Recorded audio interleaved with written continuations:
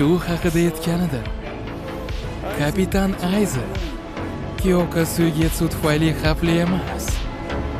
Albatta, Kyoka Suigetsu xavfli qurol. Biroq o'lishni o'rniga bo'ysundirish uchun u yolg'iz bunga yetarlicha bo'lmasdi. O'zini shaxsiy sabablariga qaramasdan Espada nimaga Ayzenga bo'ysungan degan savolga bir javob bor. Bu kuchli. Kapitan Ayzenning qobiliyatlari qolganlarnikidan ancha ustun.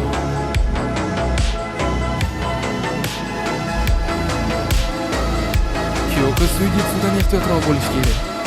Yo'q, bu yetarlicha emas. Bo'lmasa qolganidan ehtiyotroq bo'lish kerak. Bu yetarlicha bo'lmaydi. Hamma bilimlarni yig'ib, e'tiborli bo'lsang, hamma narsa bo'lishi mumkin. Yer yorilishi, osmon tushib ketishi. Chunki kapitan Ayzenning qobiliyatlari bundan ancha yiroqdir.